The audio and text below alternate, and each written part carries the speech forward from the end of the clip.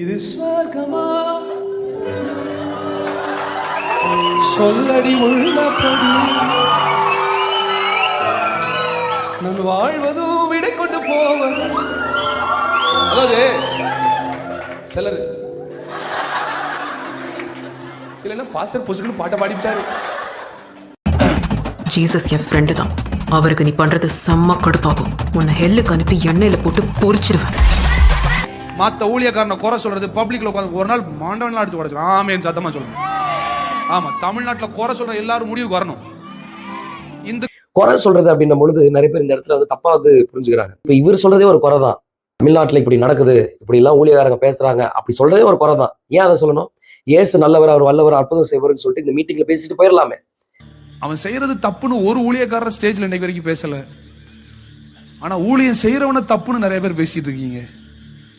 Hello my dear friends, ரொம்ப சந்தோஷம் உங்களை இந்த வீடியோவில் சந்திக்கிறது. நான் இந்த வீடியோ ஸ்டார்டிங்லேயே ஒன்று சொல்ல ஆசைப்படுறேன். என்னன்னா, there is no word called celebrity. ஃபேமஸான பர்சன், செலிபிரிட்டியான பர்சன் பா, கிறிஸ்தவத்தில் இவங்க பெரிய ஆளுப்பா, பெரிய ஊழியக்காரங்க அப்படின்ற ஒரு வார்த்தையே வேதாகமும் நம்மளுக்கு சொல்லிக் கொடுக்கல. ஏன்னா சபைக்கு தலைவராக இருக்கிறது, மூளைக்கல்லாக இருக்கிறது யாருன்னா இயேசு கிறிஸ்து மாத்திரம்தான்.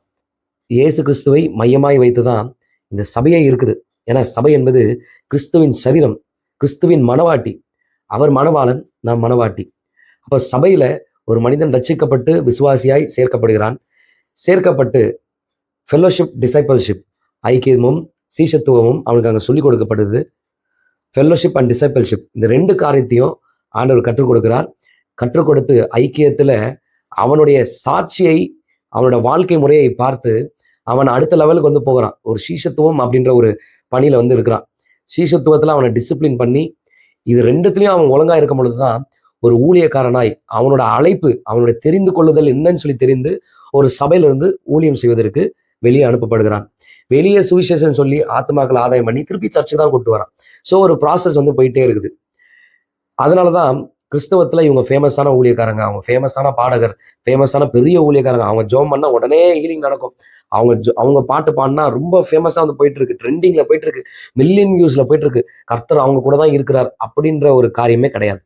நம்ம என்ன நினைச்சுக்கிறோம்னா, ரொம்ப ஃபேமஸா வந்து ஒரு பாட்டு போச்சு அப்படின்னா அந்த பாட்டு பாடினவர் கர்த்தரால் வல்லமையாய் பயன்படுத்தப்படுகிறார்.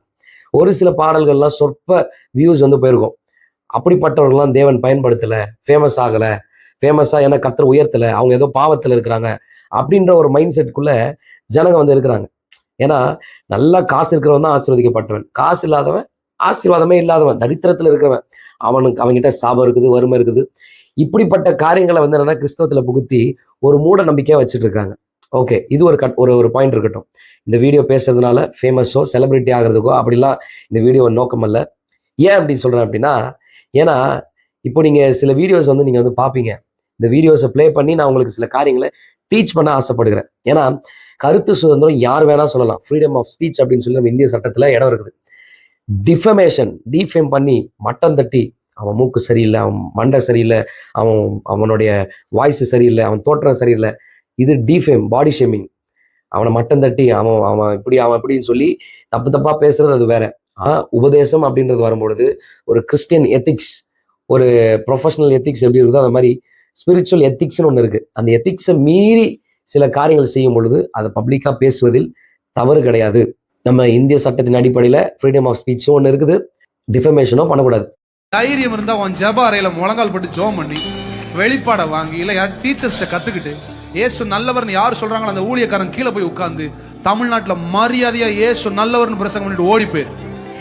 ஏசு நல்லவர் அப்படின்றத பிரசங்கம் பண்ணிட்டு ஓடி போயிடு. ஏசு நல்லவர் தான்.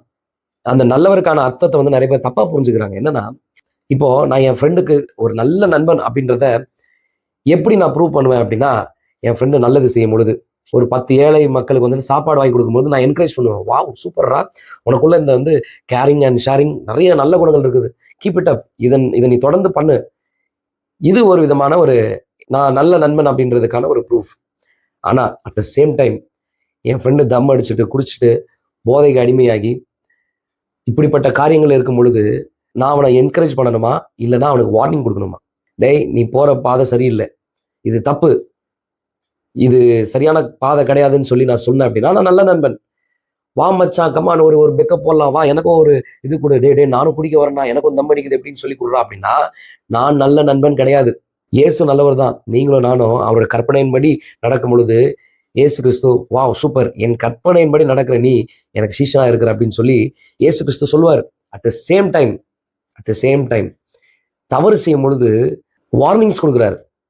நீங்க பவுல பாத்தீங்கன்னா, கலாத்தியர் சபைக்கு புத்தி இல்லாத கலாத்தியரே, இவர்கள்லாம் ரட்சிக்கப்பட்ட மக்கள் தான். கொரிந்தியர் சபைக்கு நீங்க எழுதும் பொழுது நிருபத்துல இப்படிப்பட்டவர்கள் தேவனுடைய ராஜ்யத்தை சுதந்திரிப்பதில்லை என்று அறியீர்களா, பரலோகத்துக்கே போக மாட்டான்பா அப்படின்னு எழுதுறாரு. பிலிப்பியருக்கு எழுதின நிருபத்துல பார்க்கும் பொழுது அவர்கள் தேவன் வயிறு, கள்ள ஊழியர்களை கள்ள உபதேசங்களை எதிர்க்கிறார். அவர்களும் என்னன்னா சத்திய வேதத்துல இருந்து பேசுறவங்க தான், இயேசு கிறிஸ்துவை பத்தி பேசுறவங்க தான். ஆனா அவர்களை பத்தி பவுல் நிருபத்துல எழுதுறாரு, பவுல் நிருபத்துல சொல்றாரு. அப்ப பவுல் செய்த ஊழியம் தவறான ஊழியமா, இயேசு கிறிஸ்து நல்லவர் அப்படின்றத நிரூபிக்கலையா, அவர் குறை சொல்லுகிறாரா? ஏன்னா இந்த வீடியோ பார்க்கும்பொழுது எனக்கு ரொம்ப கஷ்டமா இருந்துச்சு. தமிழ்நாட்டுல மரியாதையா இயேசு நல்லவர்னு பிரசங்கம் பண்ணிட்டு ஓடி போயிரு. மத்த ஊழியக்காரனை குறை சொல்றது பப்ளிக்ல உட்காந்து ஒரு நாள் மாண்டவன்லாம் அடிச்சு உடச்சு ஆமேன்னு சத்தமா சொல்லுங்க. தமிழ்நாட்டுல குறை சொல்லுகிற எல்லாருக்கும் ஒரு முடிவு வரணும். ஆல்ரெடி இதை பத்தி வீடியோஸ் போட்டுட்டாங்க. பட் நான் இது ஒரு டிஃப்ரெண்ட் அப்ரோச்ல எடுத்துட்டு போகணும்னு சொல்லி நான் பாக்குறேன். குறை சொல்றது அப்படின்னும் பொழுது நிறைய பேர் இந்த இடத்துல தப்பா புரிஞ்சுக்கிறாங்க. இப்ப இவர் சொல்றதே ஒரு குறை தான். தமிழ்நாட்டுல இப்படி நடக்குது, இப்படி எல்லாம் ஊழியக்காரங்க பேசுறாங்க, அப்படி சொல்றதே ஒரு குறை தான். ஏன் அதை சொல்லணும்? இயேசு நல்லவர், அவர் வல்லவர், அற்புதம் செய்வார்னு சொல்லிட்டு இந்த மீட்டிங்ல பேசிட்டு போயிடலாமே. எதுக்கு சம்மந்தமே இல்லாம குறை சொல்றவங்கலாம் ஒரு முடிவுக்கு வரணும்னு சொல்லி வரீங்க? ஏன்னா அந்த பாயிண்ட் ஆஃப் அந்த வே ஆஃப் அப்ரோச் உங்களுக்கு பிடிக்கல, அதனால நீங்க சொல்றீங்க.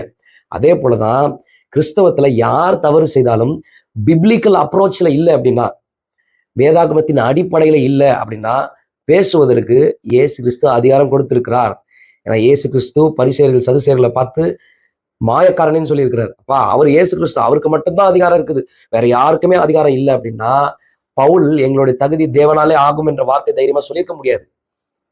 ஏன்னா இயேசு கிறிஸ்துவை விசுவாசிக்கும் பொழுது நாம் நீதிமானாக்கப்படுகிறோம். அப்போ ஒரு நீதிமான் ஒரு நீதியற்ற ஒரு காரியங்களை யோவான் 7:24 சொல்லப்பட்டது போல தோற்றத்தின்படி இல்லை நீதியின்படி தீர்ப்பு செய்யுங்கள் சொல்லி ஒரு நீதிமான் நீதியின்படி தீர்ப்பு செய்ய அதிகாரம் இருக்கிறது. இதுக்கு பேரு குறை கிடையாது, இதுக்கு பேரு அட்வைஸ், சரி செய்தல். அப்போ என்ன வேணா கிறிஸ்தவம் பண்ணிட்டு இருக்கோம், அதை எதுவுமே குறை சொல்லக்கூடாது அப்படின்னு சொன்னா அதுல என்ன நியாயம் இருக்குது? தேவன் நீதி செய்கிறவர் அல்லவா? ஏன் கிறிஸ்தவர்கள் இது தவறான ஊழியம், தவறான உபதேசம்னு சொல்லி கிறிஸ்தவத்துல சில ஊழியக்காரர்கள் எழும்பி சத்தியத்துக்காக நின்று பேசுறாங்க தெரியுமா? வேலை மனக்கட்டு உட்காந்து பொழுதுபோக்குக்கு இதை பேசிட்டு இல்லை, இது எசென்ஷியலா டீல் பண்ணக்கூடிய ஒரு விஷயமா இருக்கிறதுனாலதான் ஆங்காங்கே ஊழியக்காரர்கள் தைரியமா பேசிட்டு இருக்கிறாங்க. அவ்வளோ ட்ரெண்டிங்ல அவ்வளோ மில்லியன்ஸ்ல போற பாடல்கள், மியூசிக் அதெல்லாம் சூப்பரா பண்ற நீங்க. வாய்மொழியும் இந்த தாய்மொழியும் வயிற்றுக்கும் தொண்டைக்கும் ஒரு ஊருடையும் இது சொர்க்கமா சொல்லடி உள்ளபடி நான் வாழ்வதும் விடை கொண்டு போவது. அதாவது சிலர் இல்லைன்னா பாஸ்டர் பொசுக்குன்னு பாட்டை பாடிட்டாரு. இந்த வீடியோவை பார்க்கும் பொழுது எனக்கே மனசு ரொம்ப கஷ்டமா இருந்துச்சு. ஏன்னா இதுக்கு என்னன்னா ஒரு அர்த்தத்தை சொல்லி, இதுக்கு ஒரு வசனத்தை சொல்லி சினிமா பாட்டு பாடுறது கரெக்டுன்னு சொல்லி பேசுற ஒரு சில குரூப்பும் இருக்குது. அந்த குரூப்லயே நீங்க இருக்கும் பொழுது அது பப்ளிக்கா நிறைய ஜனங்க பார்த்து இடரும் பொழுது இது வேதாகமத்தின் அடிப்படையில் இல்லையே அப்படின்னு நாங்க சொல்றது எந்த விதத்துல தவறாய் போய் முடிகிறது? எந்த விதத்தில் தவறுன்னு சொல்லி சொல்றீங்க? எந்த விதத்துல இது குறை சொல்லுதல், நியாயம் தீர்க்குதல், ஊழியக்காரனை கர்த்தர் தான் பார்த்துக்கணும்னு சொல்லி எந்த விதத்துல சொல்ல முடியும்? அப்ப கர்த்தர் கிரியை செய்யணும்னா, ஒரு மனிதனுக்கு உதவி செய்யணும், ஒரு மனிதனுக்கு சில காரியங்கள் சொல்லணும் அப்படின்னா யார் மூலியமா சொல்லுவாரு? தைரியம் இருந்தா உன் ஜெப அறையில முழங்கால் போட்டு ஜெபம் பண்ணி வெளிப்பாட வாங்கி இல்ல யார் டீச்சர்ஸ்ட கத்துக்கிட்டு மனிதர்கள் மூலியமா சொல்லுவார். இப்ப நீங்களே அந்த வீடியோல சொல்லியிருக்கிறீங்க, போய் ஒரு நல்ல டீச்சர்ஸ் கிட்ட கேட்டு கத்துக்கோ, நல்ல டீச்சர்ஸ் கிட்ட கேட்டு கத்துக்கோ அப்படின்னா கடவுள் அந்த டீச்சர் கிட்ட பேசி அந்த டீச்சர் மூலியமா போதிக்கிறார்ல, சொல்லி கொடுக்குறாருல. கிறிஸ்தவத்துல பெரும்பான்மையா தவறு நடக்கும் பொழுது ஒரு ஊழியக்காரர்கள் கண்டித்து பப்ளிக்ல பேசுவதில் என்ன தப்பு இருக்குது? அது என்ன நியாயம் இருக்கிற ஒரு ஊழியம்? அது என்ன குறை சொல்லுகிற ஊழியம்? அது தவறே இல்லை அல்லவா? அடுத்த காரியம் சொல்லும் பொழுது எனக்கே ரொம்ப கஷ்டமா தான் இருந்துச்சு. எனக்கு கேட்பாங்க சத்தமா ராமன் சொல்லு, ஒரு முஸ்லீம் இன்னொரு முஸ்லீமை குறை சொல்வதில்லை. கிறிஸ்தவத்துல மொத்தம் எங்க இருந்து வந்தாங்க இவங்க எல்லாம்? இவ்வளவு பெரிய மேடையை போட்டு கொடுத்து மத்த ஊழியக்காரனை குறை சொல்றதுக்கா? சார், குறை கண்டுபிடிக்கிறதுக்கு எல்லா தகுதி இருந்த ஒரே ஊழியக்காரர் இயேசு தான். அவரே குறை கண்டுபிடிக்கலனா சாரி, இன்னைக்கு நான் கொஞ்சம் கோபப்பட்டேன், மன்னிச்சுக்கோங்க. அடுத்த காரியத்தை கேட்கும்போது எனக்கே ரொம்ப சிரிப்பா தான் இருந்துச்சு. இந்துக்கள் குறை சொல்வதில்லை, முஸ்லிம்கள் குறை சொல்வதில்லை. இது இதை இது வந்து என்னன்னா நீங்களே யோசிச்சு பாருங்க. இந்துக்கள் குறை சொல்வதில்லை, முஸ்லீம்கள் குறை சொல்வதில்லை அப்படின்னு சொல்றீங்க. இந்துக்களுடைய வடிவமைப்பு எப்படின்னா, பிரம்மனோட தலையில தோன்றவங்க பிராமணர், தோள்பட்டையில தோன்றவர்கள் வைசியர்கள், சத்திரியர்கள், சூத்திரர்கள், 4 பிரிவு வச்சிருக்கிறாங்க. இதுலயே 4 பிரிவு இருக்கும்பொழுது 4 பேரும் உயர்ந்த ஜாதி தாழ்ந்த ஜாதின்னு சொல்லி பிரிச்சுட்டு இருக்காங்க. அதனால கிறிஸ்தவத்துல ஜாதி இல்லைன்னு சொல்லி சொல்றோம். அஃப்கோர்ஸ் நீங்க சொல்ற சில காரியங்கள் ட்ரெடிஷனல் பாஸ்டர்ஸ் சில ட்ரெடிஷனை வந்து உண்டாக்கிட்டாங்க, இப்படி பண்ணிட்டாங்க அப்படி பண்ணிட்டாங்க. எஸ், ட்ரெடிஷனை நம்ம எதிர்க்கணும் தான். அது வேதத்துக்கு ஒவ்வாததா இருக்கும் பொழுது, அது பக்தியற்ற காரியங்களாய் இல்லாத, அது பக்தி இல்லாத காரியங்களா இருக்கிறதுனால அதை நம்ம எதிர்க்கிறோம். அதுல தப்பு இல்லை. ஆனா அட் தி சேம் டைம் இந்துக்கள் குறை சொல்லல, முஸ்லீம்கள் குறை சொல்லல. முஸ்லீம்லயும் 1008 பிரிவு இருக்குது. அவங்க குறை சொல்ல, இவங்க குறை சொல்லல, அதனால நீங்க சொல்லக்கூடாது அப்படின்னு சொல்றதுல எந்த விதத்திலும் நியாயமே கிடையாது. ஏன்னா கிறிஸ்தவம் என்பது மதம் அல்லாத ஒரு மார்க்கம். ஒரே ஒருத்தர் தலைவர் யாருன்னா இயேசு கிறிஸ்து மாத்திரம் தான். அவருக்காக தான் நம்ம இருக்கிறோம். அவரை பத்தி தான் நம்ம பேசுறோம், அவரை தான் தியானிக்கிறோம், அவருடைய பாதச்சுவடுகளை தான் நம்ம வந்து பின்பற்றுறோம். அப்போ கிறிஸ்தவத்துல ஒருத்தர் இயேசு கிறிஸ்துவ தவறா ப்ரொஜெக்ட் பண்ணும் பொழுது, இது தவறுன்னு சொல்லி பப்ளிக்ல பேசுறது என்ன தப்பு இருக்கு? இந்த வீடியோவின் அடிப்படையில் வந்து பார்க்கும் பொழுது அதுல சில விஷயங்கள் ஆதங்கத்துல நீங்க பேசுனீங்க, அடிச்சு மண்டையை உடைச்சிரும் ஆமைன்னு சொல்லு. ஆண்டவர் எங்கேயும் அந்த மாதிரி வந்து சொல்ல மாட்டாரு. அவர் அன்பை காட்டுற தேவன் தான். ஒருத்தர் வந்து அடிச்ச இன்னொரு கணத்தை காட்டு அப்படின்னு தான் வந்து சொல்றாரு. அப்படிப்பட்ட தேவன் வந்து அடிச்சு மண்டையெல்லாம் உடைக்க சொல்ல மாட்டாரு. பட் அந்த வார்த்தையை வந்து தவிர்த்து இருக்கலாம். ஏன்னா நம்ம ஒரு பப்ளிக்ல பேசும் பொழுது, ஏன்னா நீங்க செலிபிரிட்டி அப்படின்ற ஒரு டைட்டில் வந்து இருக்கிறீங்க. நீங்க போனா வெளியில் நடந்து போனா ஒரு 10 பேர் செல்ஃபி எடுக்க வருவாங்க, 100 பேர் உங்க கூட உங்களை ஃபாலோ பண்றதுக்கு வராங்க, மில்லியன் சப்ஸ்கிரைபர் இருக்குது, மில்லியன் ஃபாலோவர்ஸ் இருக்குது. ஸோ அதனால நீங்க ஒரு பிரபலமா இருக்கிற ஒரு நபரா இருக்கிறீங்க. ஆனா நான் அதை ஏற்றுக்கொள்வதில்லை, உண்மையான கிறிஸ்தவம் அதை ஏற்றுக்கொள்வதில்லை. இப்படிப்பட்ட காரியங்கள் எல்லாம் கொஞ்சம் பொது வெளியில அவாய்ட் பண்ணியிருக்கலாம். ஏன்னா இப்போ ரீசெண்டா நிறைய வீடியோஸ் வந்து என்னன்னா இந்த சினிமால தப்பா வந்து என்னன்னா காட்டிக்கிட்டு இருக்கிறாங்க, கிறிஸ்தவத்தை தப்பா காட்டிட்டு இருக்கிறாங்க. அதுதான் மனதுக்கு ரொம்ப வேதனையா இருந்துச்சு. ஏன்னா மூக்குத்தி அம்மன் சொல்லி ஒரு படம் வந்துச்சு. அந்த படத்துல எப்பா படம் பார்க்கக்கூடாது, சினிமா பாட்டு பாடுற தப்புன்ட்டு நீ மட்டும் எப்படி பாடுற? ஆக்சுவலி நான் ஒரு காரியங்கள் வந்து என்னன்னா, நான் கிறிஸ்தவம் வந்து ஏன் இப்படி தூஷிக்கப்படுகிறதுன்னு சொல்லி ஒரு ரிசர்ச் பண்ணிட்டு இருக்கப்போ எனக்கு வந்து ஷியாம் டேனியல் அப்படின்னு சொல்லிட்டு என்னுடைய நான் ஊழியம் செய்யும் பொழுது எனக்கு முன்னாடி உட்காந்து அந்த தம்பி, அவன் வந்து சில காரியங்களை வந்து என்னன்னா எனக்கு அனுப்பி டவுட் கேட்டிருந்தான். இப்படிலாம் இருக்குதுண்ணா, இப்படிலாம் தூஷிக்கப்படுது, என் ஃப்ரெண்ட்ஸ் எல்லாம் இப்படி கேட்கறாங்க அப்படின்னு சொல்லி எனக்கு வீடியோ அனுப்பியிருந்தான். ஸோ அவனுடைய அந்த வீடியோவின் அடிப்படையில தான் நான் இதெல்லாம் போட்டுட்டு இருக்கிறேன். ஏன்னா அவன் பேசுறத என்னதான் பேசியிருக்கிறாங்கன்னு சொல்லி நான் வந்து பார்க்கணும்ல. அதுக்குன்னு படத்தை உட்காந்து அப்படி பார்க்கறது அப்படி கிடையாது. அவன் அனுப்புற சில கிளிப்ஸ் வந்து என்னன்னா நான் வந்து எடுத்து வச்சிருக்கிறேன். அதுல இந்த மூக்குத்தி அம்மன்ல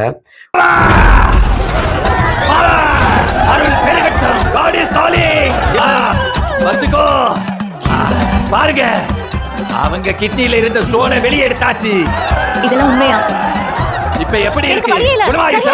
அப்ப இப்படி போ. நாளே உன்னுடைய பிரச்சனை டபுளா இருக்கும் தோணுது. உனக்கு டபுள் பவர். கயவர்கள் முடிவில்லா தண்டனையை அனுபவிப்பார்கள். Matthew 25:46. ஜீசஸ் என் ஃப்ரெண்டு தான். அவருக்கு நீ பண்றது செம்ம கடுப்பாகும். உன்னை ஹெல்லுக்கு அனுப்பி எண்ணெயில போட்டு பொரிச்சிருவேன். ஒரு பாஸ்டருக்கு ரோல் போட்டிருக்கிறவர் வந்து நல்லா தப்பா வந்தாலும் அந்த சீடியை வச்சு ஹீலிங் அப்பெல்லாம் வந்து பண்ணிட்டு இருப்பார். அப்போ அந்த அம்மன் வந்து என்ன சொல்லுவாங்கன்னா, ஜீசஸ் என்னோட ஃப்ரெண்டு தான், அவருக்கு நீ பண்றது சுத்தமா பிடிக்கல, உன்னை எள்ளுக்கு அனுப்பி எண்ணெயில போட்டு வறுத்துருவார் அப்படின்னு சொல்லி ஒரு டயலாக் பேசுவாங்க. ஜீசஸ் என்னோட ஃப்ரெண்டு தான் அப்படின்னும் பொழுது ஜீசஸை வந்து என்னன்னா கடவுளை யார் கூட கம்பேர் பண்ணவே முடியாது. இப்போ போலித்தனமா இந்த சீடியை வச்சு ஒருத்தர் வந்து ஊழியம் பண்ணி வயிற்றுல வந்து என்னன்னா கல் கட்டி மறையுது அது மறையுதுன்னு சொல்லி பண்ணவர் பப்ளிக்கா பரவச்சு அந்த பப்ளிக் எங்க போயிருச்சுன்னா பொது வெளியில போய் இயேசு கிறிஸ்து தப்பா ப்ரொஜெக்ட் பண்ணி காட்டுறாங்க. இயேசு கிறிஸ்து என்னோட ஃப்ரெண்டு தான். இயேசு கிறிஸ்து உலகத்தில் இருப்பவர்களை காட்டிலும் பெரியவர், பரிசுத்தர் என்ற நாமத்துக்கு 100% தகுதியானவர். வேற யாருமே பரிசுத்தரே கிடையாது. மேலே வானத்திலும் கீழே பூமியிலும் வேற யாருமே பரிசுத்தர் கிடையாது. இயேசு கிறிஸ்து ஒருவர் மட்டும்தான். அவரை யாரு கூட கம்பேர் பண்ண முடியாது. ஆனா இந்த உலகம் இயேசு கிறிஸ்து எப்படி தெரியுமா பாக்குது? 10-11 பாக்குது. இதற்கு வழிவகுத்தது யார் அப்படின்னா, குறை சொல்லக்கூடாதுன்னு சொல்லிட்டு ஒரு குரூப் வந்து பேசுது தெரியுமா, நியாயம் தீர்க்கக்கூடாது, ஊழியர்களை வந்து கர்த்தர் பார்த்துப்பாருன்னு சொல்லி நியாயம் தீர்க்கக்கூடாதுன்னு சொல்லி சப்பக்கட்டு கட்டிட்டு வர ஒரு குரூப் இருக்கு தெரியுமா, அந்த குரூப்பை தான் வந்து சொல்லணும். தவறாய் பொது வெளியில வந்து வேதத்துல ஒவ்வாத காரியங்களை வந்து அதை வீடியோவா எடுத்து அதை பப்ளிக்ல போட்டு வேறொரு இயேசுவை காட்டுறாங்க தெரியுமா ஊழியக்காரங்க. இவர்கள் எல்லாரையும் கர்த்தர் நிச்சயமா நியாயம் தீர்ப்பார். அப்ப இந்த காரியத்தை நான் வந்து அட்ரஸ் பண்ணி சொல்லல அப்படின்னா வேற யார் அட்ரஸ் பண்ணி சொல்லுவா? வேற யாரு இதை பத்தி வெளியே கொண்டு வருவா? இது தப்பு, இது தவறான, உண்மையான கிறிஸ்தவம் இது கிடையாது, இது போலி கிறிஸ்தவம், உண்மையான கிறிஸ்தவமே வேற அப்படின்னு சொல்லி யார் கொண்டு வருவா? நான் எது ஃபால்ஸ்ன்னு சொன்னாதான் எது ட்ரூன்னு சொல்ல முடியும், எது உண்மை இல்லாததுன்னு சொன்னாதான் எது சத்தியம்னு என்னால சொல்ல முடியும். அப்போ நீங்க சொல்லுகிறபடி குறை சொல்லக்கூடாது, இயேசு கிறிஸ்துவ நல்லவர் அப்படின்றத மட்டும் சொல்றது, இப்படிப்பட்ட காரியங்கள் கிறிஸ்துவின் சரீரத்துல ஒவ்வாத காரியம். இந்த காரியத்தை இவரை போன்ற யாரெல்லாம் சொல்றீங்களோ, ஏன்னா ஒருத்தர் வந்து மில்லியன் சப்ஸ்கிரைபர் வந்து வச்சிருக்காரு, நிறைய பேரை ஃபாலோ பண்றாங்க அப்படின்னா, இவர்கிட்ட நான், ஏன்னா இந்த நபரை பத்தி நான் பேசும் பொழுது மற்றவங்க எல்லாருக்கும் ரீச் ஆகும். ஸோ இவரை வைத்து அவர்களோட ஃபாலோவர்ஸ்க்கு இல்லை இது தவறான ஒரு கருத்து அப்படின்றத நான் வீடியோ மூலியமா சொல்றோம். இது என்னுடைய கருத்து சுதந்திரம். என்னோட கருத்து சுதந்திரத்தை பப்ளிக்கா ஒரு காரியம். இப்போ நான் வந்து இந்த வீடியோ வந்து என்னன்னா, யாரும் எனக்கு அனுப்பல, உட்காந்து இன்ஸ்டால ரீல்ஸ் பார்த்துட்டு இருக்கப்போ இந்த வீடியோ வந்து வருது. அது யாரோ ஒருத்தர் வந்து எடிட் பண்ணி சூப்பரா எடிட் பண்ணி போட்டுருக்காங்க, அவங்களுக்கு ஏற்ற மாதிரி போட்டிருக்காங்க. ஆனா அந்த வீடியோ எடிட் பண்ண நபருக்கு நான் சொல்றேன், இல்ல இது பைபிள்ல இல்லாத ஒரு காரியம், கொஞ்சம் சிந்தித்து பாருங்க. இன்னும் இப்ப அடுத்த வீடியோல, அடுத்த பார்ட்ல இன்னும் சில காரியங்கள் எல்லாம் உங்க கூட வந்து பேச போறேன். So stay tune with me, to be continued. இந்த வீடியோ அடுத்த ஒரு வீடியோட கண்டினியூ ஆகும். Stay tune with me.